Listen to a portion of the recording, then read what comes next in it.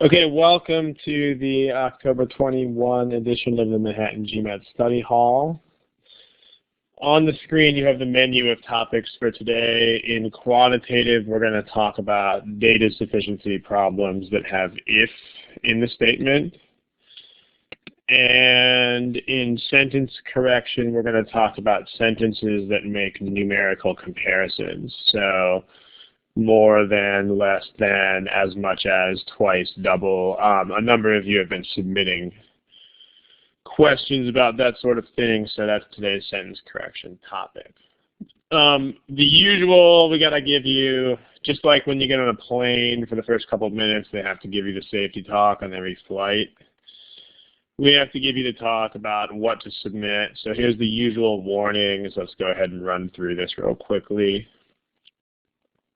Problem submissions. People are still submitting problems every week that violate these guidelines, so be sure to pay attention to them.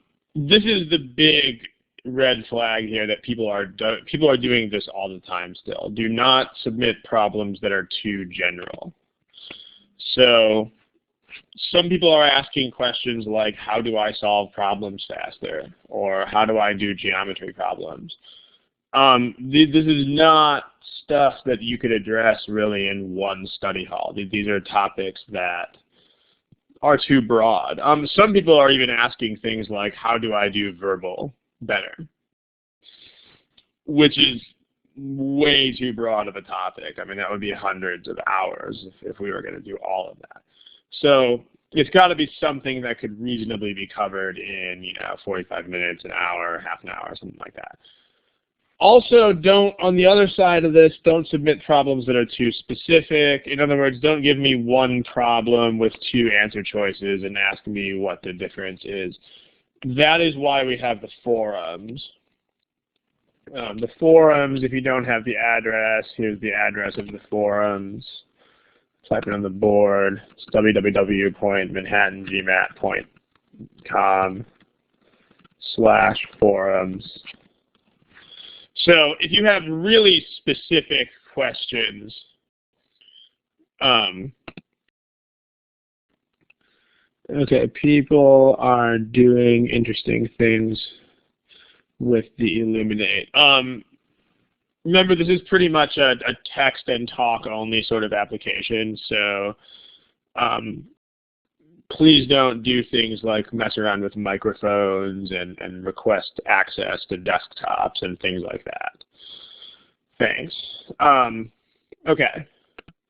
That's what we're talking about. The forums are for specific questions. Like if you have one problem with two answer choices that you're asking about, you should just post it on the forum, because the same materials that are allowed here are allowed in the forums too.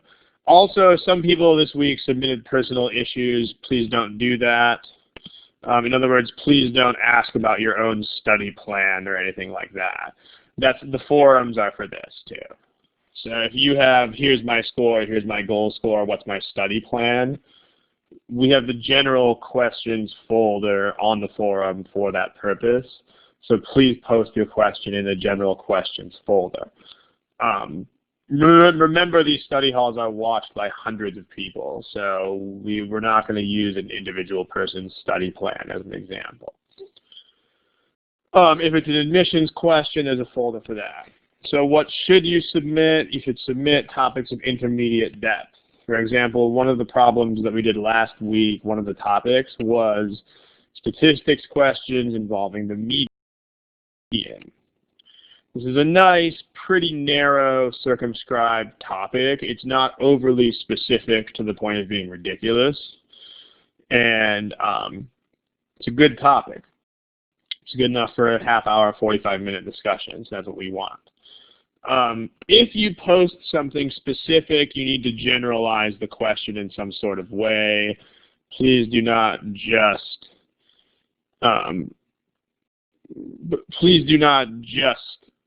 ask a specific problem. That's what the forums are for. Tie into a more general idea. So if you do present one problem about two choices, then at least generalize. Ask about the type of structure, or ask about the modifier, or something like that. Also, most importantly, every week people are submitting OG problems. So please do not submit OG problems. We are not allowed to use them because of copyright rules. So if you submit those, we will just have to ignore them. For the person in the text box whose audio is not working, I'll type a response to you in the text box right now.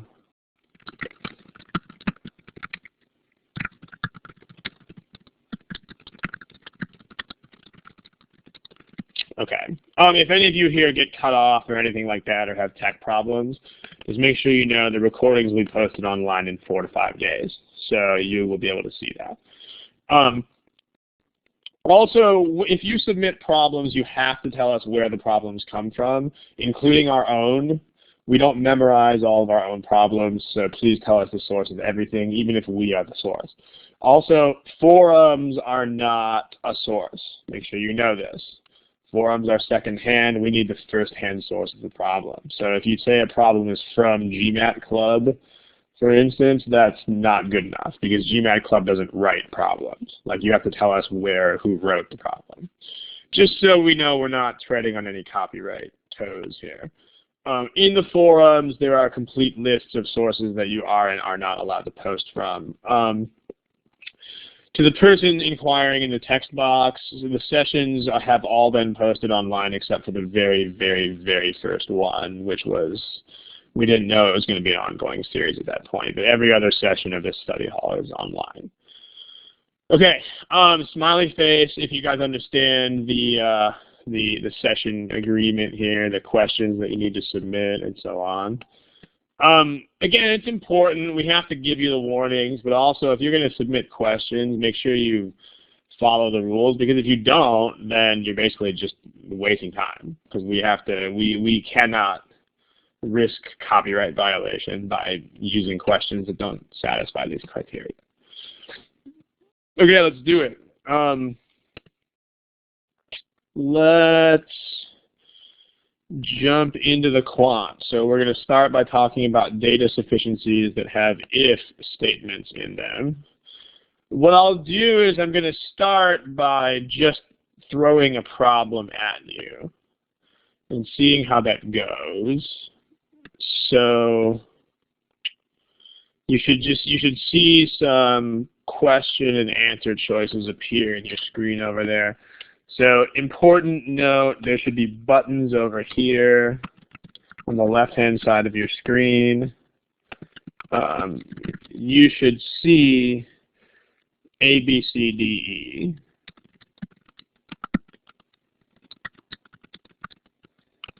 Buttons to the left. When we do practice problems, use these buttons.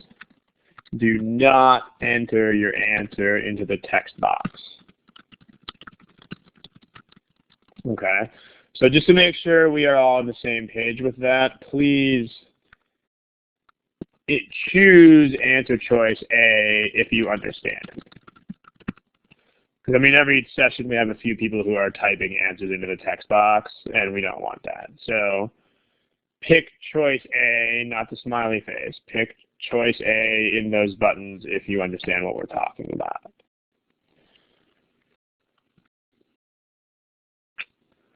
There are a lot of people who are not picking it. Okay, again, you should see 5 answer choices over here. We're not looking for smiley faces right now. I want to make sure you guys know where the multiple choice answers are located. So there should be an A, B, C, D, E. A couple of you, GMAT Ninja, Chaitanya, GMAT Taker, Gen 1, Catherine, you guys are not clicking it. So I'll give you about 5 or 10 more seconds to find it. Then we'll do a problem. Okay, here's the first problem. I'm going to throw it at you, clear out your answers. I'll give you a time of about 2 minutes for this. Go for it.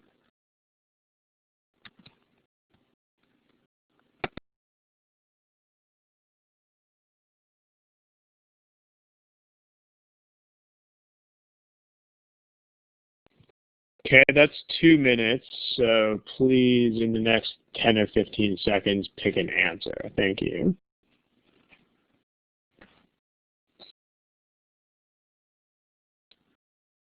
We're waiting on Chaitanya, Jen, and Catherine. Remember, the GMAT is a test where you can't leave stuff blank. So, again, please do not answer your question in the text box. Please indicate using the buttons. Okay. 3 more seconds I'll give you. Here are your statistics. Okay, the class did a pretty good job here. But the point of today is to know how to handle things that are in weird places like this.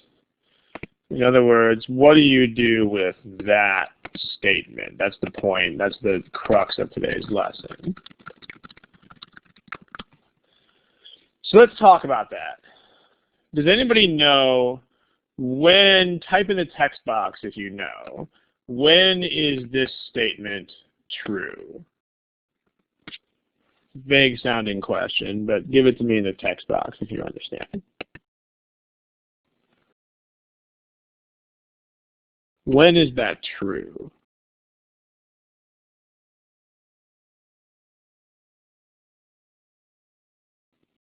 I mean, in the context of the problem. So, I mean, some of you guys are saying things that are sort of true from a logic standpoint, but are we supposed to prove this, or is this part of the question, or is this part of the statement?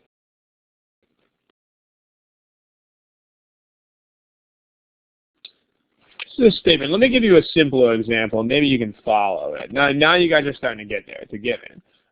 If some problems look like this. If you like, they'll start with like, if n is a positive integer, then is n odd. And then they'll give you 2 statements. Like, you know, I don't care what the statements are right now. The question is, in this problem, when is n a positive integer? You guys are starting to say it in the text box. Let's see if anybody else has anything to add. When is n a positive integer in this problem? So we'll get back to that problem in a second up there. But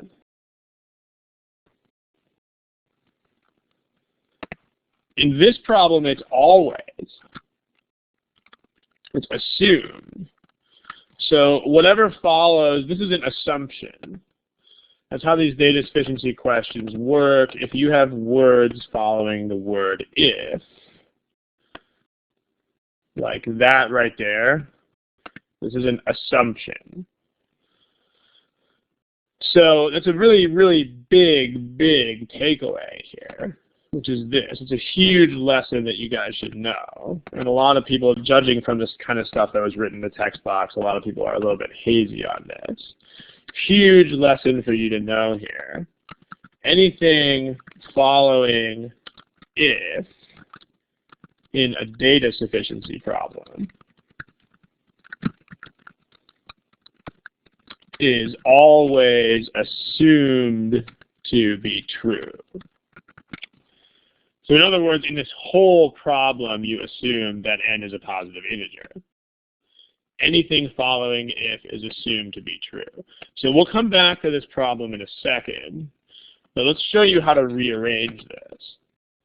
So let's do a general template for this sort of thing, because you're going to want to rearrange the question. So if you see a data sufficiency question that looks like this,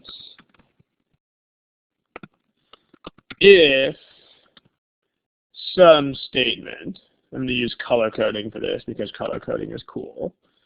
If some statement written in red,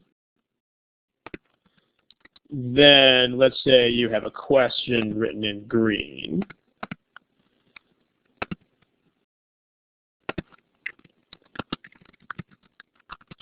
And let's say statement 1 is something in blue, and statement 2 is something in I don't know, orange maybe. So that'll be statement 1, that'll be statement 2. The way that you should rearrange this is you should rearrange it with the knowledge that the red thing is always true. And so the question part is really just the green question. You should rearrange the data sufficiency problem so it's just the question. And then, because the red statement is assumed to be true, you can just add it to the statements that are already there. So statement 1 is still that. Statement 2 is still that. But then, whatever it says after the if part, you can add it. You can just add whatever is in there. So statement 1 actually becomes 2 things. Statement 2 also becomes 2 things. So, and I mean, this is a massive rearrangement that's really going to help you in a lot of these problems. It's going to make a lot of these problems much simpler. So if you see this sort of question, then you should rearrange it so that it looks like this. All right, if this makes sense to you, give me the smiley face icon over there in the left panel. And you should do this every single time you are confused by one of these if questions. As you're going to see, this is going to make a huge, huge, massive difference, because with problems like the one in this panel, the big problem is that people just don't understand the question. So let's take this over to the next page. And we'll use the same color code. So this will be the red part. And then this is the blue statement. And this is the orange statement. And this is the green question. So if you see this kind of thing, you should rearrange it on your paper as type in the text box, how much of this is really the question?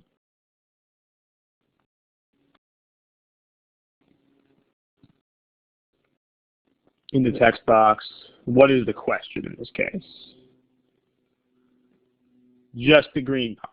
Yeah, the question is just, is x minus y greater than x plus y? So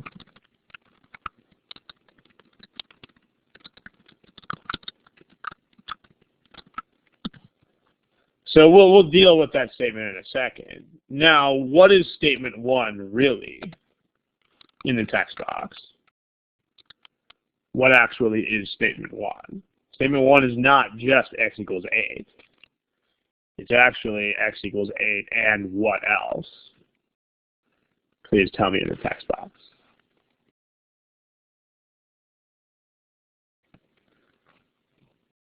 Yeah, so it's the x, the blue and the red part. So it's x minus y, it's x equals 8, and x minus y is greater than 10.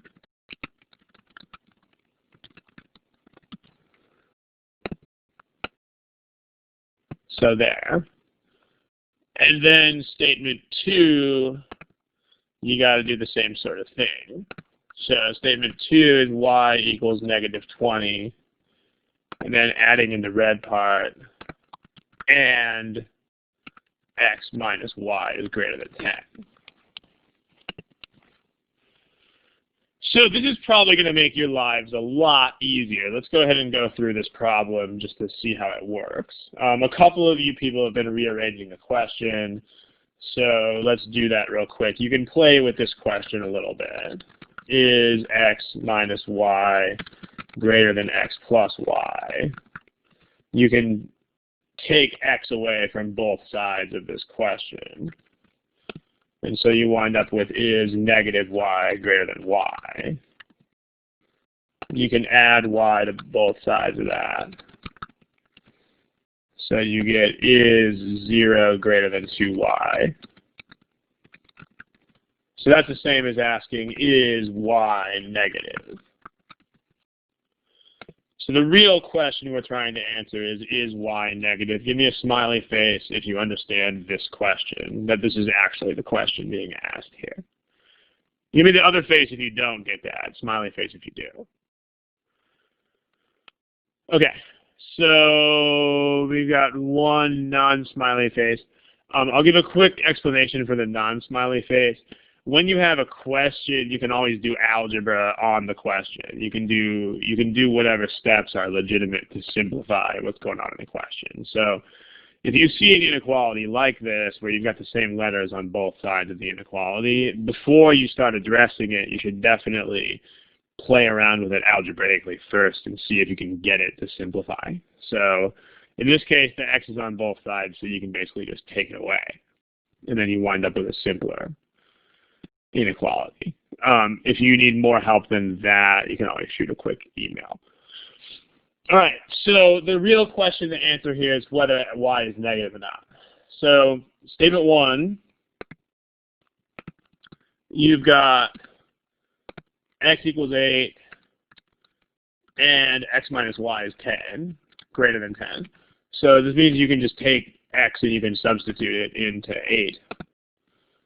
So this value of x is 8. So 8 minus y is 10, greater than 10.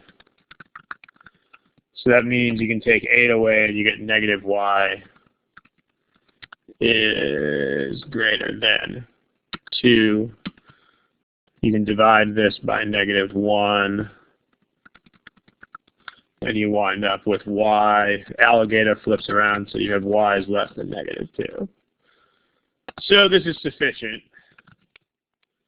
because if y is less than negative 2, then y is definitely negative. Statement 2, you're already told that y is a negative number, so you actually don't have to do any work. So yes, you have to flip when you divide by a negative. If you need more information on that, you can look in our Foundations of Math book, where we go over all that kind of stuff. Someone's asking, what if y is less than negative 1? That would still be negative. I mean, numbers less than a negative are still negative, no matter what negative that is. Okay, so these are both sufficient, so you wind up with an overall answer of D, like dog. Any questions about this problem? Go ahead and type them in the text box, please. By the way, ladies and gentlemen, please do not use the hand raise button. If you have a question, just type it in the text box. Okay, so smiley faces if you guys understand what's going on here, especially the rearrangement of the question. This is the important part here.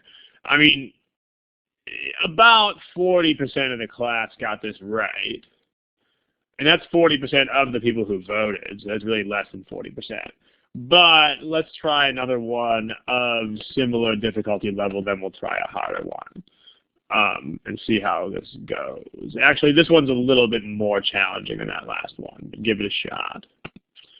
So I've cleared out your A through E answers. Again, just to reiterate, please do not type answers into the text box. So please answer in using the A through E buttons.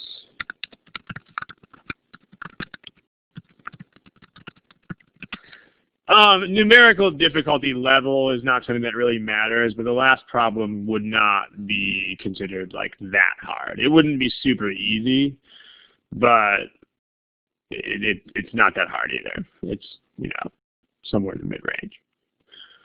Okay, I'll give you a clock for this one. I'll give you like 2 minutes. There you go. 2 minutes. Have a good one.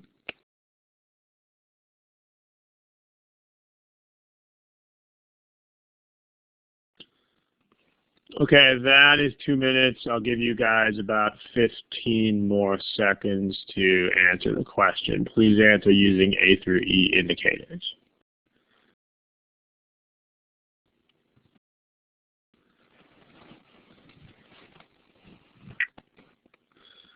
Okay, we're waiting for, remember, if you have to guess, you should guess. This is a test where you do not have the option of leaving things blank.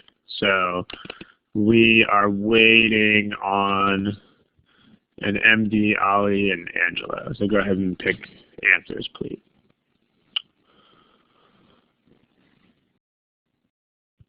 Okay, so here are your statistics. Split decision on A versus B here. Again, it's one of these questions with the if in front of the question, with an if in front of a statement. So let's go ahead and take a look. I'm going to run through the rearrangement a little bit more quickly this time, but again, this is the theme. The theme is the rearrangement of the question.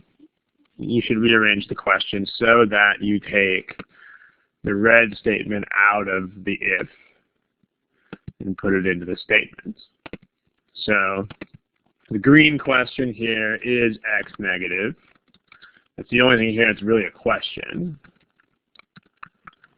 Then statement 1 tells you that y is positive, but you also know that negative 2x is greater than 3y. Statement 2, you know that 2x plus 5y minus 20 is 0. And you can take the red thing again and put it into the statement. Okay, so, and the question you're trying to address is the sign of x. You want to know whether x is negative. So, statement 1, probably easier to think about signs than to think about any sort of arithmetic. But I'll give you 2 approaches to statement 1. One way to think about it is a number properties approach. If you want to use a number properties approach, you can realize that y is a positive number. So that means that 3y is also a positive number, because 3 times a positive. Therefore, you have negative 2x greater than 3y. That means that negative 2x is greater than something that is positive. If you're bigger than a positive number, then you are also positive. So this means negative 2x is also positive, even greater. So therefore, x is negative. Because 2x is negative. So therefore, x is negative. That's sufficient. Okay, let me give you another approach. Smiley face if you guys understand this one. There's a takeaway here, which is the lesson that you want to get out of this one, is that sometimes inequalities involving 0 are not really inequalities. So takeaway from this one is if you see an inequality involving 0, you may want to think about positive, negative, and 0, rather than just doing algebra. Another approach to this statement, let's do another approach. If you didn't want to do the number properties approach, let's say you felt like doing algebra, you can do that too. Statement 1, algebra approach. So y is 0, negative 2x is 3y. It's greater than 3y. The rule is if you have 2 inequalities, then you can add them if they have the same inequality sign, the same alligator, so to speak. So you can add these together, but the deal is that we want to try to make these equal so that they can cancel out, this y and this 3y. Because then we can add those together and get the y to go away. So we can multiply times 3 here. If we do that, we get 3y is greater than 0. And we also have that negative 2x is greater than 3y. So we can add these. And if we add these, we get negative 2x plus 3y is greater than 3y, which means that negative 2x is greater than 0. So if you divide by negative 2, remember whoever asked last time, if you divide by a negative, that means that you have to flip that alligator around. So x is less than 0. All right, smiley face if this makes sense. Again, the other face if it doesn't. The goal of multiplying by 3 here is to get those y's to cancel out. Like if you put the same a quantity on both sides, then you're going to get it to go away. Second statement, let's take that over there. So let's just import this whole thing over to here. Does anybody know how to handle a simultaneous equation and inequality? Because again, we'll do 2 ways. Anybody got any ideas in the text box?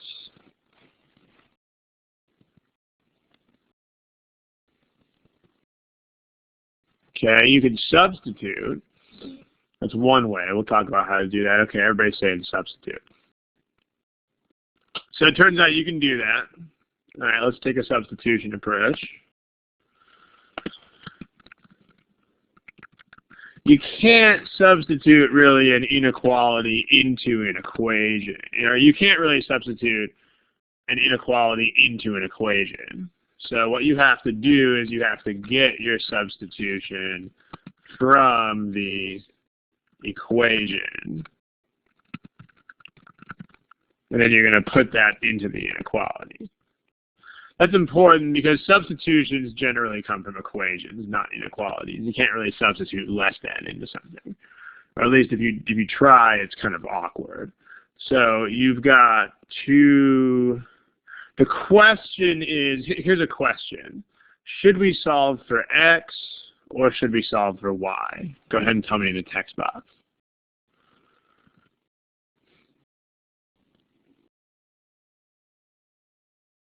Most of you are saying x. Okay, now it's about half and half. More of you are saying x than y. You should solve for y, not x. Big lesson here. When you substitute, you should solve for the variable that you do not want. So we don't want x. So we should solve for x. I think I said y before. We should solve for x because x is going to go away. So because remember, when you substitute, what you're doing is you're getting an expression that you're going to plug in for and make that variable go away.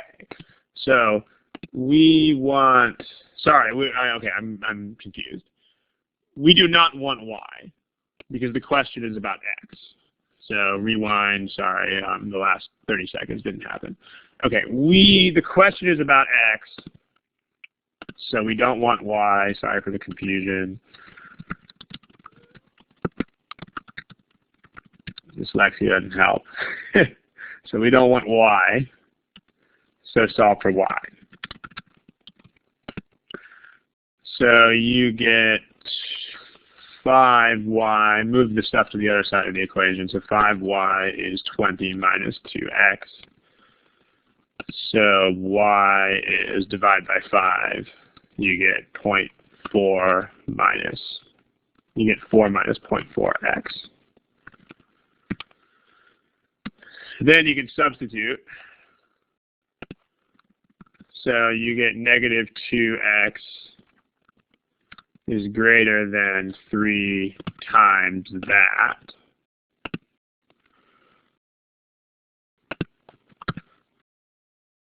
Four minus 0.4x. That gives you that negative 2x is greater than 12 minus 1.2x. You can move that 1.2 to the other side. So that's greater than 12 is positive. You don't really need to keep solving. So negative 0.8x is positive. So x is negative. So they're both sufficient again. This one is D. So the people who pick D are correct. There's one other way that you can approach this. Let me show it to you real quick. If you don't want to do a substitution approach, or if the substitution approach confuses you, then you can always actually, these are tailor-made to just be added together. You can add an inequality to an equation. So you've got 2x plus 5y minus 20 equals 0. And you also have negative 2x is greater than 3y. These can be added. You can't add together opposite inequalities, but you can add together two inequalities that are the same, and you can add together an equals and an inequality. So if you do that, the 2x's cancel, and you wind up with 5y minus 20 equals 0. And so y is 4, greater than 0. Y is greater than 4.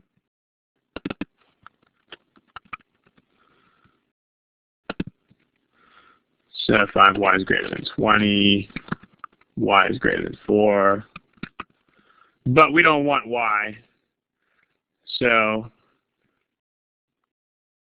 we got to plug back in.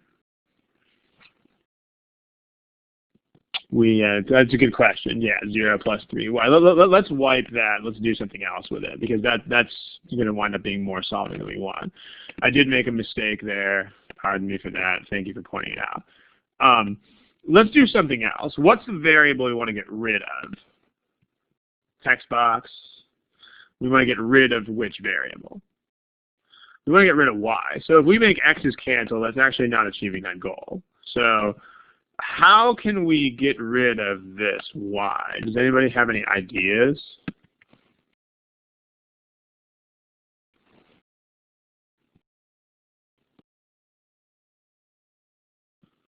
Yeah, you can multiply. A couple of you are saying in the text box, so in case you don't have the text box, you can multiply this top equation by 3. And you can multiply the bottom equation by 5. You can't multiply by an LCM because it's not one equation. It's two different equations. So if you multiply them both by 15, you're actually not going to accomplish anything. So if you multiply the first one by 3, you get 6x plus 15y minus 60. The second one times 5 gives you negative 10x. Is greater than 15y. So these can be added together. If you add these together, you get 6x plus 15y minus 10x minus 60 is greater than 15y. So the 15y's go away. You can subtract those out. And if you do, you wind up with negative 4x minus 60 is greater than 0. So that means that negative 4x is greater than 60. And if you divide by negative 4, you wind up with x is less than negative 15. So that's sufficient because that's definitely a negative number. So either way you do this, sorry for the mistake earlier if that confused anybody. Hope we're all on the same page. If you get this, give me the smiley face. If you have any questions, go ahead and type those in the text box, please. Yes, you can add inequalities to equations. Let me just make a quick note about that if people are confused. What can we add and what can we not add? So to add or not to add. The best way to do it is the best way to figure this out, if you don't have these memorized, just think about money examples. Let me show you what I mean. All right, let's say, yeah, you want to solve for the variable that you don't want. That's what we had here. because it goes away. The variable that you solve for gets gone. I mean, if you can only figure out how to solve for the other variable, then do it. It's better than sitting there. But then you have to plug back in to find the one you want, which is kind of ugly. Okay, when you add equations, you're not solving for anything. You're just adding the equations. So it's a non-issue when you add equations. I mean, you can strategize in order to cancel stuff, but it's not the same as doing a substitution. It's not as directed. So if you have x is greater than 30, y is greater than 20, these you can add. So yeah, you just focus on canceling. Good.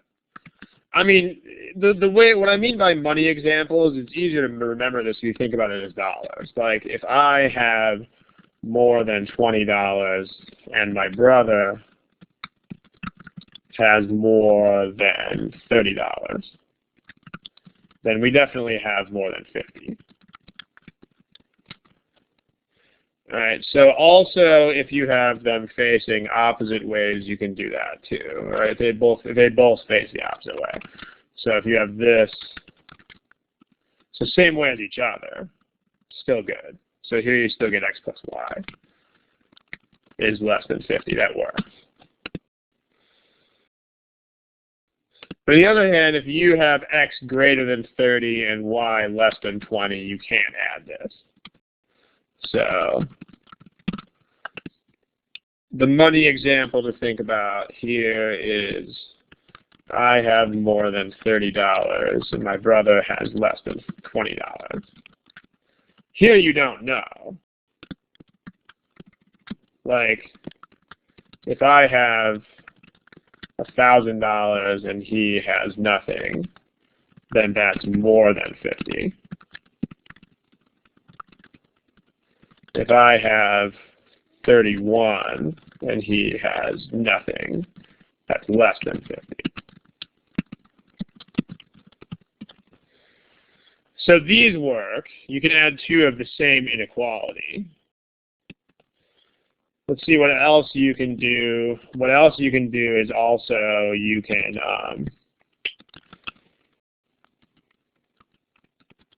if one of them is an, let me edit this real quick. If one of them is a greater than or equal to, then who knows what you get out of that.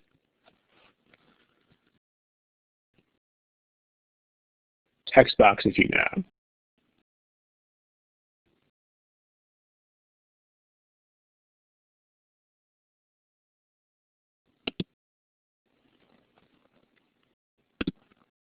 Again, think about money examples. Most of you are actually answering this incorrectly.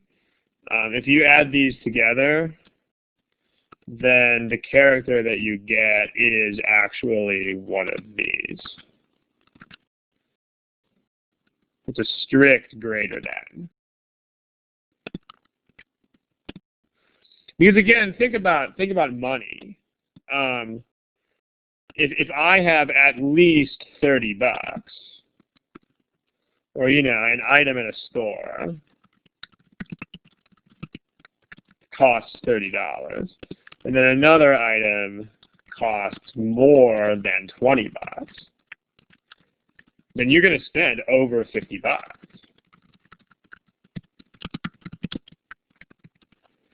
So you can't spend 50 because they would have to be 30 and 20. So, but then if they are both greater than or equal to, then it's going to work out. So if you have x is greater than or equal to 30 and y is greater than or equal to 20, then, so that symbols will appear in a second. Then in that case, you're really going to get one of these.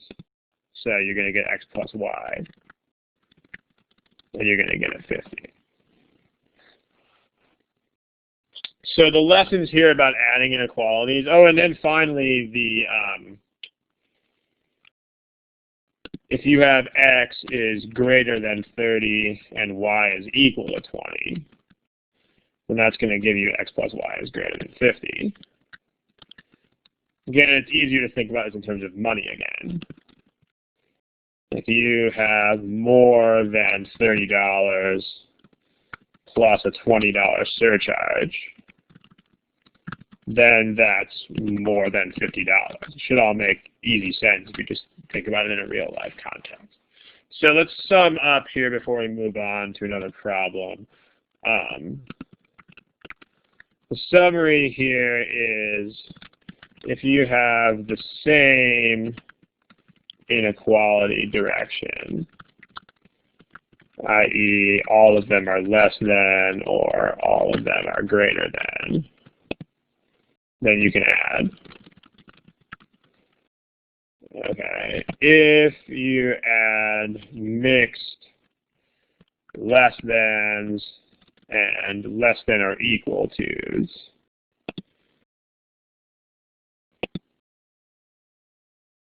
if you've got, then you get then out of that you get a strict less than. Same thing is true for greater thans.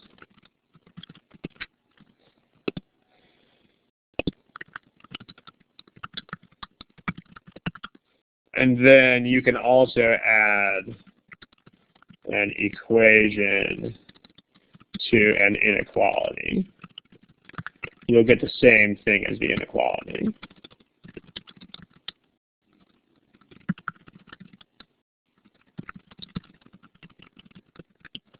And then finally, if you add all greater than, less than, or equal to's, then you get another less than or equal to. So if you add a bunch of those, you get another one. Okay, smiley face if you guys understand the stuff that is on the screen. Okay, looks pretty good. Let's see. Someone's asking a question about the inequality on the preceding page. Whoever, GMAT taker asking a question about the previous problem, why don't you just email me that question? That'd be the easiest way to do that, because we're done with that question as an audience. So just shoot me an email about it, and I'll take a look. Okay. All right, so let's take a look at one more of these, then we'll move on to sentence correction. Let's do,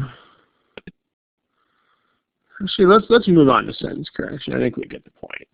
Okay, so let's do the next topic, which is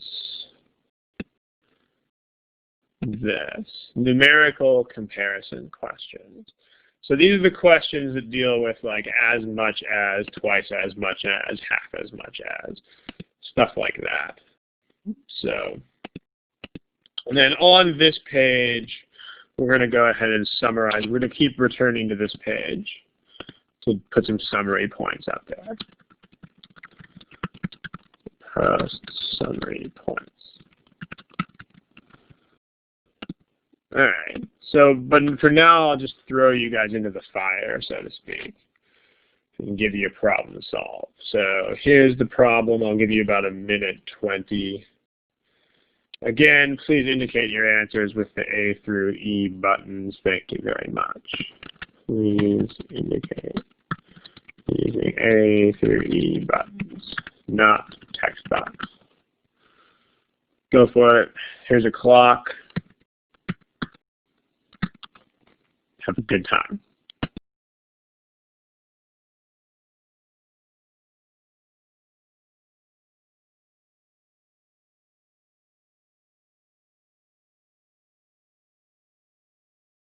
Please do not play around with the whiteboard. Thank you.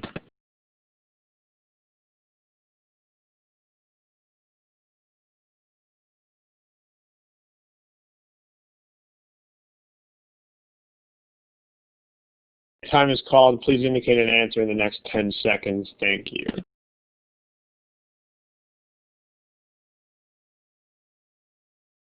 Okay, here are your statistics as a class. This one's pretty good, actually.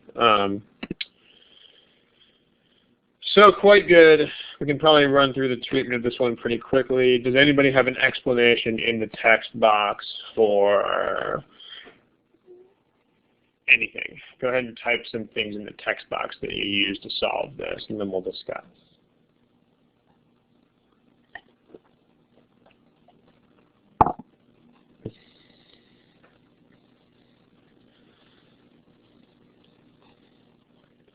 Okay, it's comparison. So while you guys are typing in, we'll start discussing. Go ahead and keep typing, please.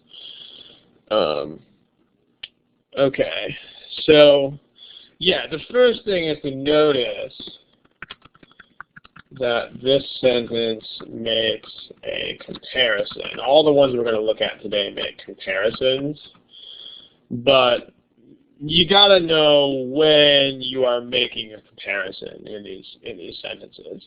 So whenever you talk about any sort of faster, slower, as much as, anything like that, twice as much, double, half, equal to, less than, greater than, faster than, higher than, shorter than, those are all what we call numerical comparisons. I mean, all numerical comparisons fall into this category. So I'm going to list some of those here again. Numerical comparisons, such as faster than, slower than, higher, lower, as much as, equal to, twice, half, as much as, etc., fall into this group. So what do we know about comparisons? I mean, you guys have typed some good stuff into the text box. But what's the main thing that has to be true in general about comparisons? What has to be true about them? They must be parallel. Exactly. And parallelism doesn't just mean grammar. More importantly, in these cases, it means context too. So comparisons must be parallel. All right, this means you've got to have parallel grammar, that's true. But it also means that you've got to have parallel contexts, which means you must actually compare things that are comparable in the first place. So let's put that on the takeaways page over here. First thing we learned is comparisons are parallel. You got to have parallel grammar, but you also got to have parallel context. So this is what's more important. There are a lot more issues with this one. So let's talk about that in this case. Parallel contexts. So this is a problem because you've got Japan's population versus any other nation. Okay, if you can't see the highlight, if you just see the boldface, then we'll put it in boldface and underline for you. Any other nation, but then this one says the population of Japan. It doesn't just say Japan. So that's not an okay comparison. You can't compare a population to a country. So that makes B incorrect. Smiley face if that makes sense. Okay, also, D has the same problem. D is comparing the Japanese population, oops, wrong kind of mark. D is comparing the Japanese population to any other country. Japanese population, any other nation. It's cute, it rhymes, but it's incorrect. Because you can't compare a population to a country. So, same issue there. That's the main goal I want to get across today, is that when you look at these sorts of, in this problem, is that when you look at these sorts of things, you've got to have comparisons that make sense. So on the other hand, green light on these ones, Japan's population and that of any other nation. That of is a pronoun. It's got to have something to stand for over here. But it does. That is the population. So that works. Same thing here. You've got any other nations, Japan's population. You can do this sort of elision thing. If you have Japan's population and any other nations, that much is okay because it's understood to be population. Understood to be the same as what's in the other part. So understood to be the same. So that much, this is not the correct answer, but this is not a mistake. It's okay to say that it's Japan's population by just saying any other nations, apostrophe. And finally, in choice C, we've got the population of Japan, and we've got that of any other nation. So just as in the choice E, we've got a population and a that stands for population. Okay, any questions about this so far? The 3 comparisons in green are okay, the 2 comparisons in yellow are not okay. Smiley face if that makes sense. Smiley face. Okay. A few smileys, about half the class, maybe 2/3 of the class. If you have questions, type in the text box. I'll tell you what's wrong with A and E.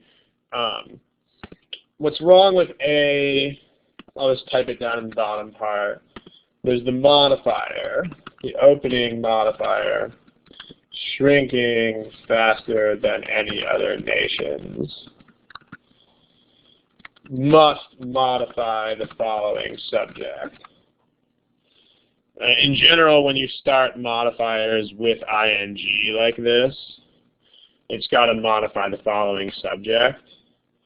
So that's incorrect because it doesn't. If you ask yourself what is shrinking, it's not the decline.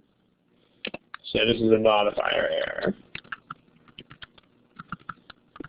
This sentence implies that the decline, projected decline, is shrinking. That's not true.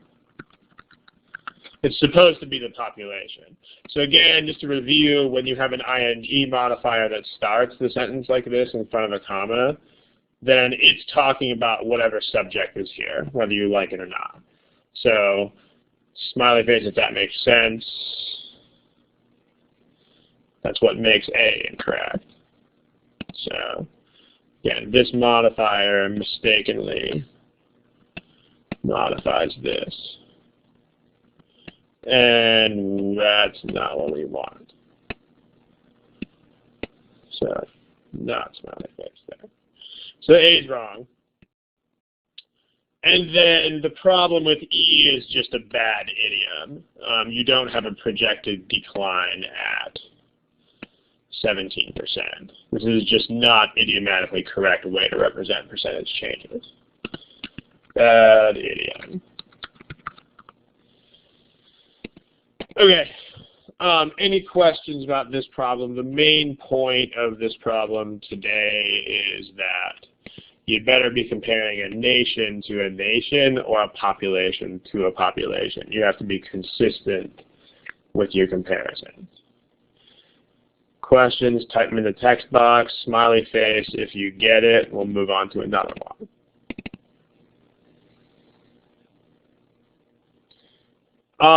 Someone in the text box is saying, can we talk about comma ing? Not today. That's not today's topic. If you want to submit that as a topic, then please submit that the same place you submit all the other topics on the class webpage. Correct answer here, well, we've crossed out A, B, and D, and E, so the correct answer is the one that's left. All right, let's move on. Let's try this one. right here. I'm going to give you, this one's nice and short, so I'll give you about 50 seconds. Go for it.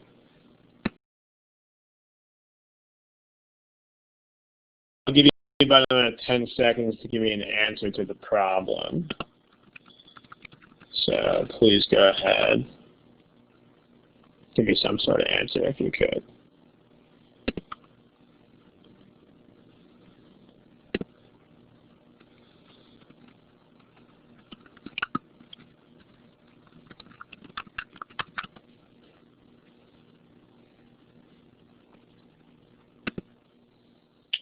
Okay.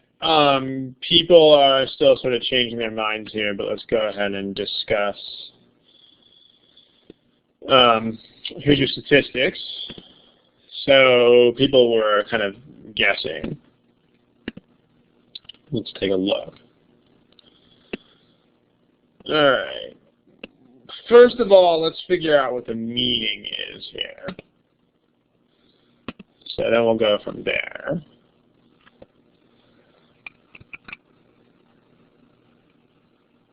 What's the meaning of the sentence? Like, what is less than what? So you can explain in the text box.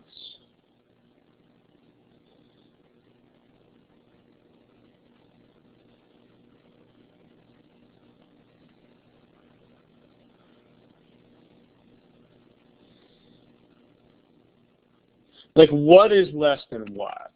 This is really important. Because you have to figure out meaning in order to make sense of these things.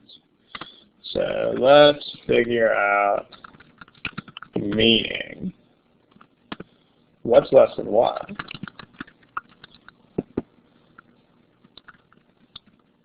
Well, I mean, yeah, so you guys are getting this right in the text box. It's not employment costs are less than they were. So that's what a couple of you guys are typing, and that is not correct. Because that is not what they are talking about. Like if they're saying slightly less than something, that must describe the statistic that we are actually talking about in a sentence. This is something that's really important. You can't just hint at stuff. Like if you do this, you must be talking about the statistic that is actually mentioned in the sentence. Okay, so the problem is that unemployment costs themselves are absolutely not mentioned in the sentence. So we're not talking about the costs themselves. We can't be because we're not saying anything about the costs. So therefore, the meaning is unambiguously that the costs rose by a smaller percent than they did last year.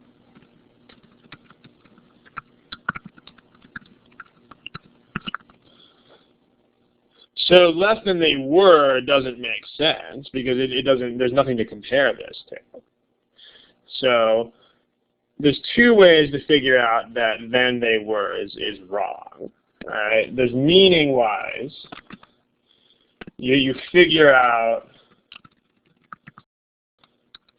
that the sentence is talking about the percentage by which the costs rose, not about the values of the costs themselves. So that, I mean, that's important. And then also, you can use grammar. If you're talking about helping verbs like this, there's a helping verb did versus helping verb were. Let's talk about that difference. Does anybody know when you can use did or does versus when you can use were in a parallel construction? Go ahead and tell me in the text box if you think you know.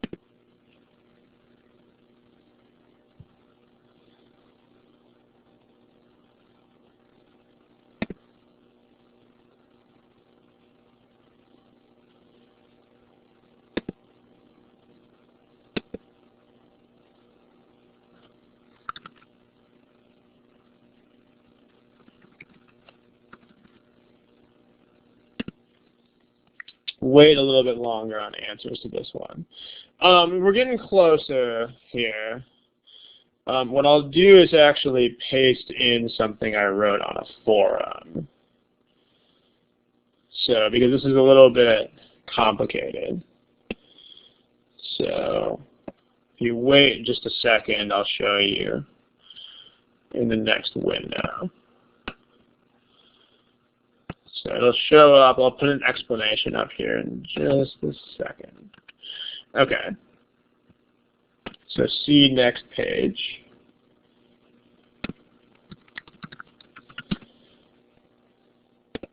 Here's how this works. It should show up on your screen in about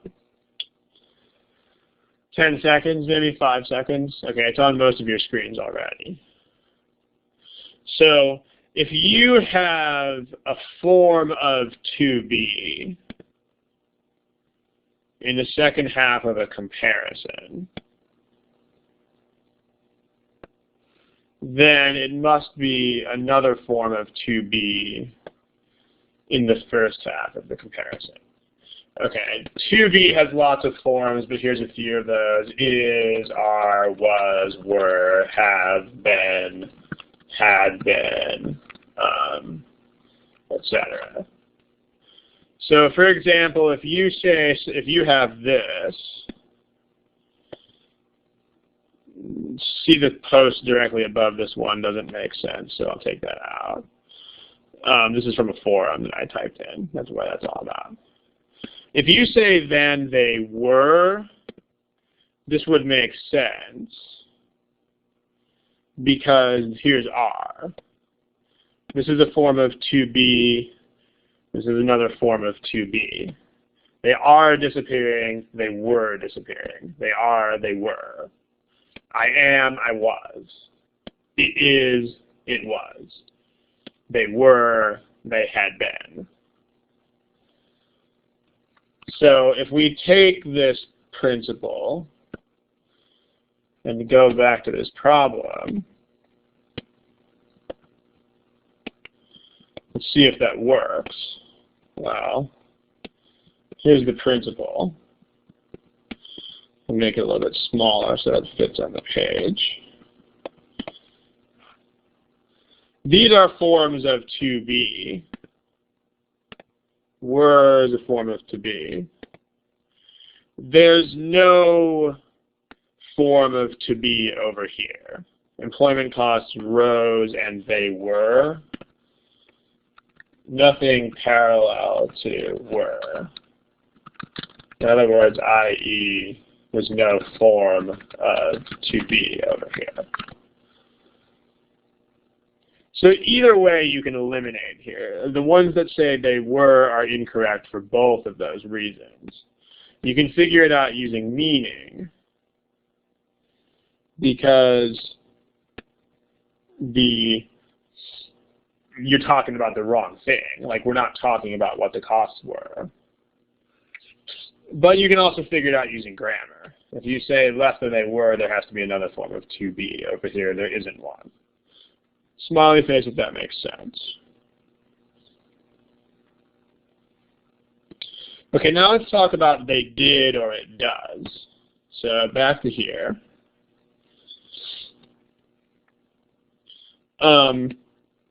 Parking spots disappeared much faster than they did yesterday. Tanya eats more slowly than she did when she was a teenager. So then they did, then she did. That goes with action verbs or general verbs that are not forms of to be. So if you have a to do, then you can have an action verb or you could have another form of to do.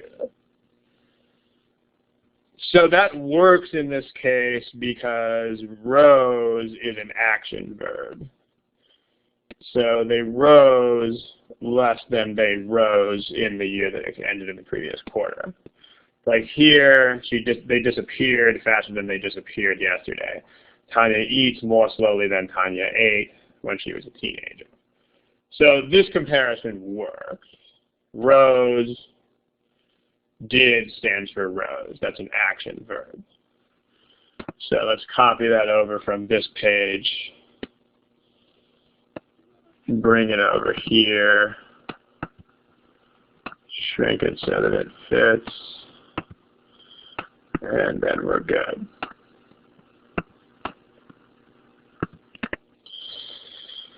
Okay. Other errors in the other choices. B is incorrect because there's no it. Cost is plural. So we can get rid of that.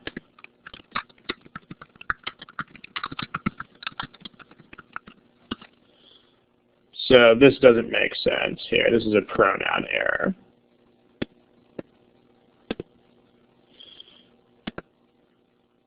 And then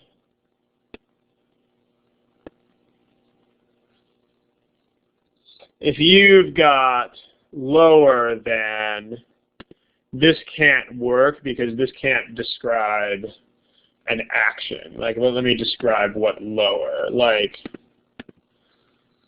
the meaning is that we're talking about how much the cost rose by.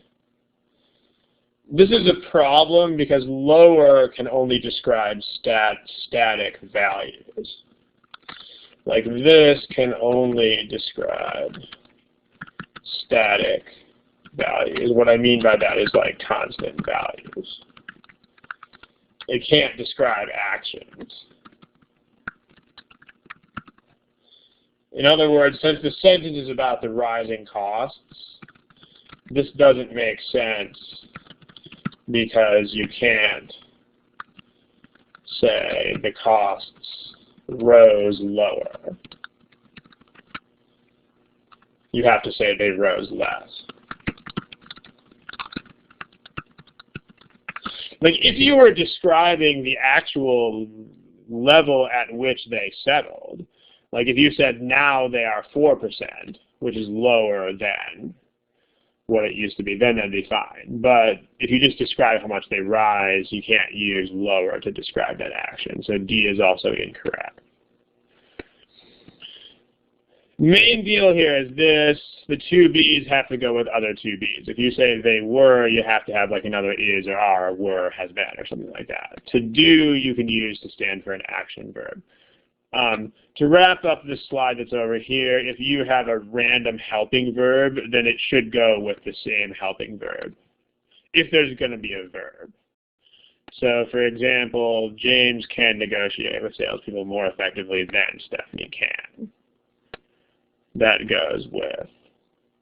I can run faster than I could because those are both forms of can. Could is the past tense of can. So if you see this in the second half, you got to have the same helping verb in the first half. It might be in a different tense. Okay, any questions about this problem? Smiley face if you're ready to hit it. Move on to another one. If you have questions, go ahead and type them in the text box, please. For the person asking for the correct answer, we've crossed out 4 of the answers. So, guys, we've eliminated 4 choices. The correct answer is the one that is not eliminated. So that would be A. All right. Let's move on to another problem. Yeah, if we just, bookkeeping. Oh, the boxes and lines are out of place, really? That's interesting. Does anybody else have the boxes out of place? Okay, let me take a picture of this and show you what it looks like on my screen. Wow, that's weird. Okay, this is what it's supposed to look like on my screen. So I guess I'll let you stare at that for a second. This is what you are supposed to see. I guess I can take pictures of this at a later time for the next problem. But I certainly hope it's not distorted for everybody else, too. This is what you should see. So again, just a quick recap. The form of to be is where there's no form of to be over here. To do, did is a form of to do. That's parallel to an action verb.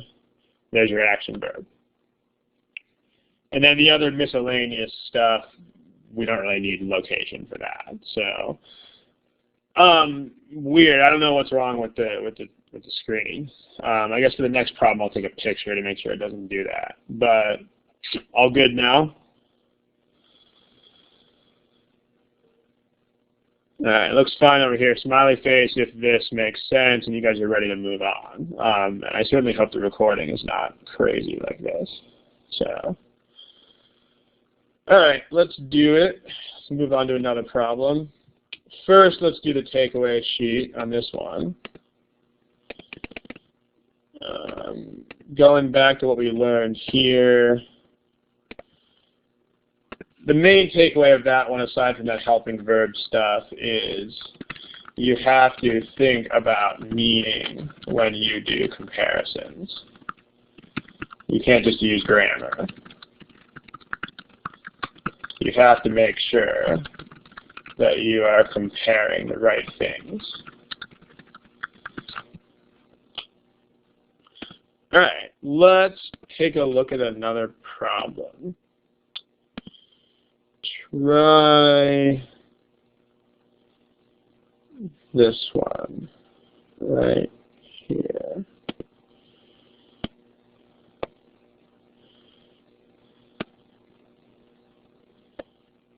There you go. So let me take a picture of it. Then let me kill it and put the picture on the screen. That way we're all going to look at the same stuff. Okay, here's the problem. It's from GMAT Prep. It's about the Sacagawea dollars. Go for it. It's a little bit longer, so I'll give you about a minute and a half. Go for it.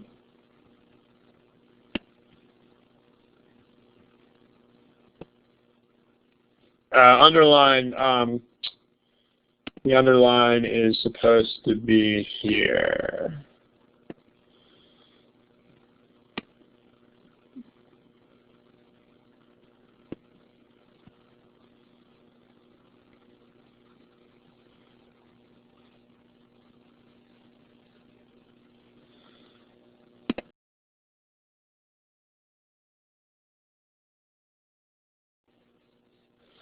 Okay, go ahead and pick an answer if you are one of the last two.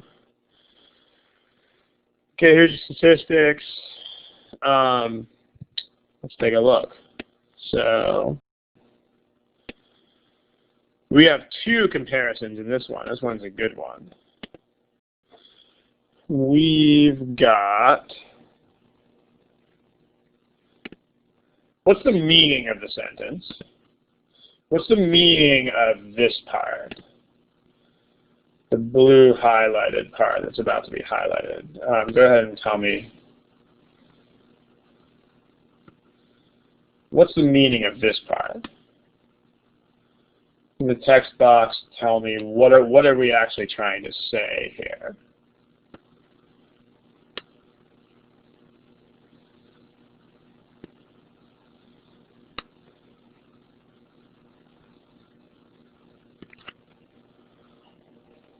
What does that mean? Yeah, but I mean, tell me, a couple of you are giving me vague answers. Like, what exactly is substituting for what? In what context?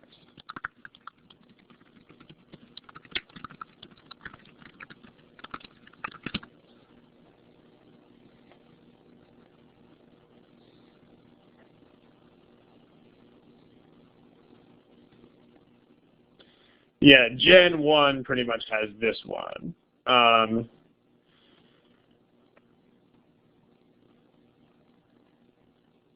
Yeah, a couple of you guys are actually preserving what is a problem here. I'll say what I mean. So what is substituting for what? Well, let's answer that question first. The Sacagawea question, the Sacagawea dollar, and abbreviated as SAC. The SAC dollar is substituting for 4 quarters more than the SAC dollar is substituting for the dollar bill. That's what this is supposed to mean.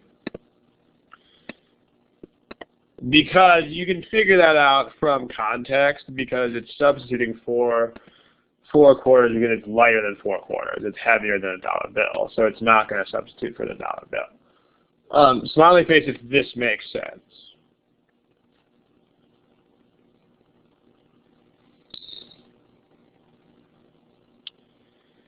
Okay. The problem with B and D is that they do not make that clear. So let me explain why. The problem with B and D is that they are ambiguous.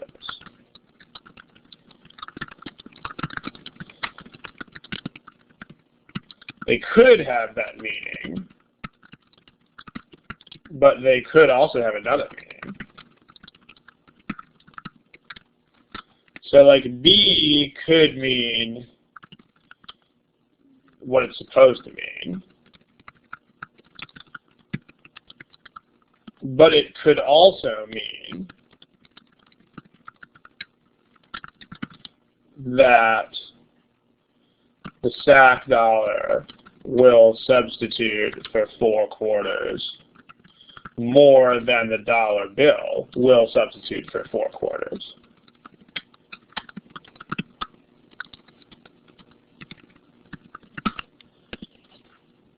Because we don't know, right? This word makes this clear. Like if you say more than for the dollar bill, that's what makes the issue clarified here. If you just say more as a substitute for 4 quarters than the dollar bill, then you don't know. Okay, here's a sentence that's like this, but easier to think about. If you say, I have an easier time talking to Stephanie than Joe, this could mean one of 2 things. I talk to Stephanie more easily than Joe talks to Stephanie. Or it could mean that I talk to Stephanie more easily than I talk to Joe. This could be either one of these, and B has the same problem. And so does D. Smiley face if you understand why this is an issue here. Like we don't know what the sentence is saying. It could be saying what we want it to say, but it could also be saying something else. So A doesn't have that problem and B doesn't have that problem either. But B and D do. So we can eliminate them. A and E also have the rather than for, so this works here. Now, miscellaneous things wrong with the other ones. In A, there's a redundancy problem. More rather than you don't use both. So you can't put more with rather than. You have to pick exactly one of these. You either say it's going to be used as a substitute for 4 quarters rather than for the dollar bill, or more as a substitute for 4 quarters than for the dollar bill. So like more for X than for Y, that's okay. If you say for X rather than for Y, that's okay. But both of these is not okay. And then E has the same issue. More rather than, that's not okay either. So redundancy issues. Any questions about these? So we've eliminated B and D because of the ambiguity. We've eliminated A and E because they are redundant. That gives us C. So back to our takeaways page here. Other things we've learned about these problems. We learned you have to think about meaning. We've learned you have to think about ambiguity. You should read the sentence carefully to make sure it isn't ambiguous. Okay, if you see little words that are missing from some of the comparisons, there's a really high chance that those are ambiguous. So big, big deal here. So I mean, again, that's your trigger. You can't look for this all the time. But if you see this sort of thing going on here, where the word for is taken out of a couple of these comparisons, you should think really hard to see whether that is ambiguous. Because in a lot of cases, that's why that stupid little helping verb is there. Or in this case, it's a preposition.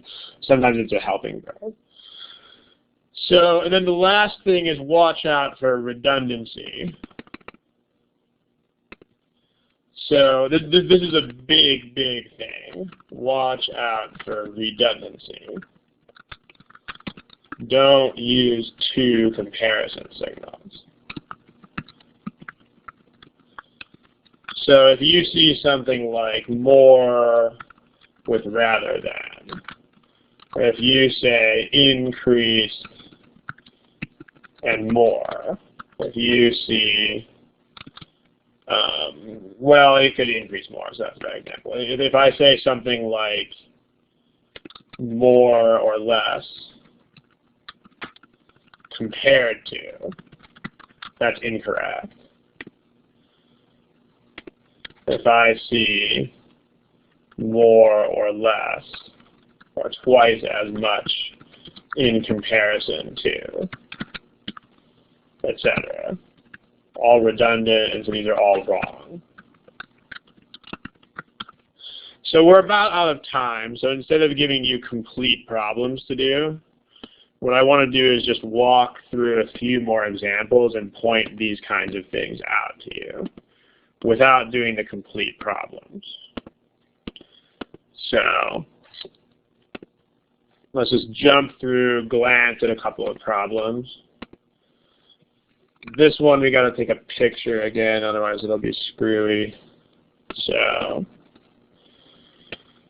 okay.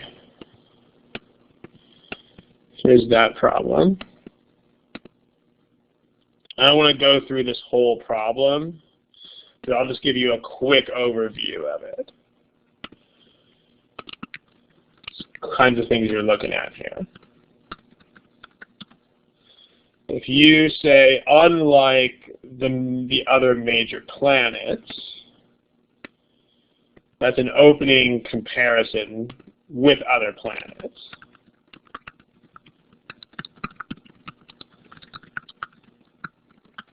So you got to have parallelism. So that means you must be talking about planets.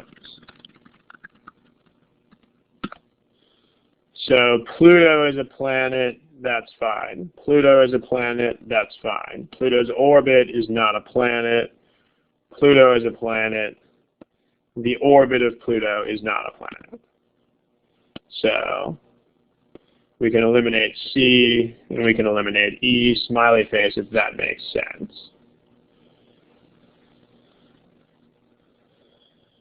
And then notice the missing is in some of these.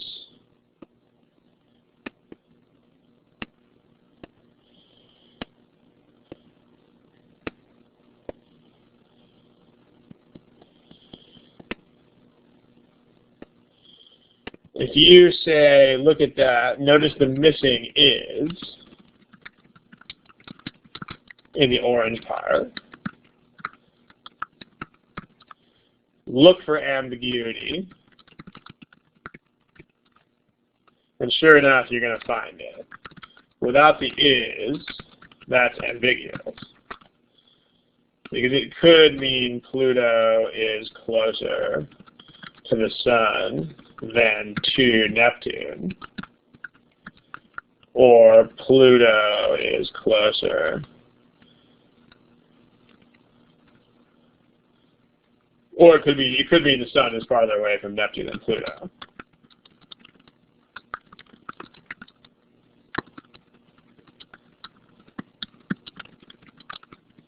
So we don't know.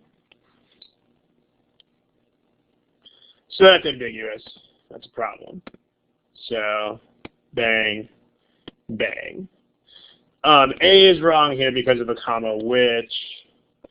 So if you don't know how comma which works, that's described in our sentence correction manual. It's also in class 6 of our 9-session course. So we're not going to discuss that at the moment. But ambiguity is there. Parallelism is there. Any questions about those two things? If not, give me a smiley face. We'll quick glance at a couple more.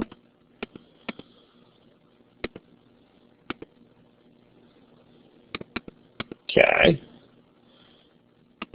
Take a look at one more. By the way, one more issue in this problem with Sacagawea that we didn't look at, but is worth looking at. There it is. This is another issue. This thing that's about to show up in orange. The weight is lighter. This is a different form of redundancy, but it's a redundancy that you've got to learn to look for. We described that on the takeaway page here. You can't say that a weight is lighter.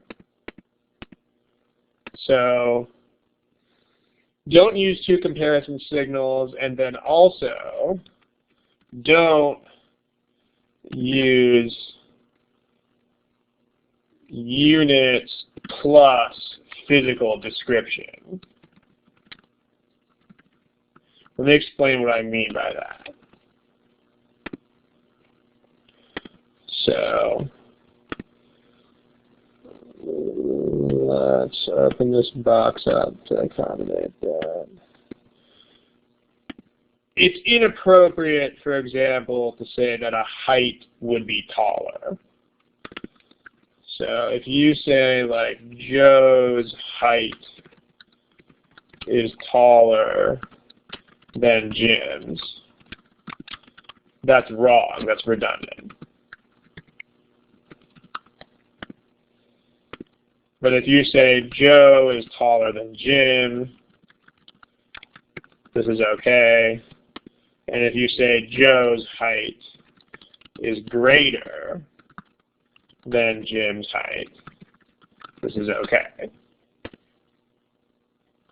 Here's some more examples. If you say the speed is faster, that's wrong.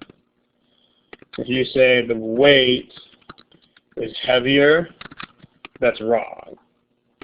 If you say the rate is faster, that's wrong. If you say the size is bigger, that's wrong. All of these are wrong. These are all redundant constructions. Smiley face if that makes sense. If you see these things, you can eliminate them immediately. So for instance, the speed is faster is wrong. You would either say x is faster than y, or the speed of x is greater than the speed of y. Here, weight is heavier, wrong. X is heavier than y, or x's weight is greater than y's weight, etc., etc. So if we check out the Sacagawea problem, this is the same issue. The weight is far lighter. Let's go ahead and take a look at one more problem. In the 1980s, the rate of increase of the minority population of the United States, we need an underline here too. This starts as, the underline's right there. So the rate of increase was twice as fast.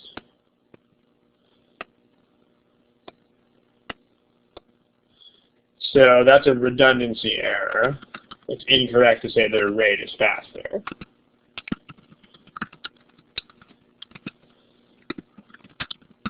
It's incorrect to say that a rate is fast. You either have to say the rate was greater or twice as much or twice, or just say that the population increased faster. So since you can't get rid of the word rate, you have to get rid of fast. Smiley face if that makes sense.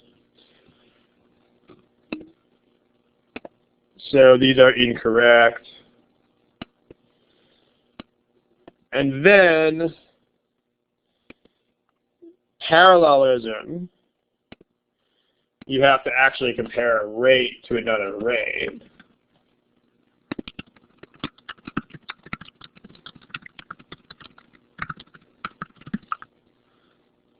So if we have this, the rate of increase was twice as fast as the 1970s. So that's 2 times greater than the 1970s. That doesn't make sense. You can't compare a decade to a rate. So E is wrong because it says that a rate is 2 times greater than a decade. That's not parallel. Notice here this is fine. Again, in this thing you have this issue of sense of the form of 2b. So here's this. I'll load this onto the screen again. It's a little bit fuzzy, but there's a picture. Thank you for the compliment. We're done. This is the last problem anyway, so appreciate you saying that. Here's your form of 2b. There's a form of 2b. There's another form of 2b. So this is a valid antecedent. And then you're actually talking about 2 rates. The rate was twice what the rate was in the 70s. Rate. So it's parallel and it's got the 2b going on. So we have a winner. Any questions? We got to get going. We're starting to run way over time here. So I'm going to log you guys out in about 2 minutes. If you have any quick administrative questions, go ahead and dump them in the text box. Please do not suggest topics right now. If you have topics to suggest, then please do so on the web, on the front page of Thursday study halls. Any administrative questions you have, I will take them quickly. If not, I will close and log you guys out. The recording is going to stop right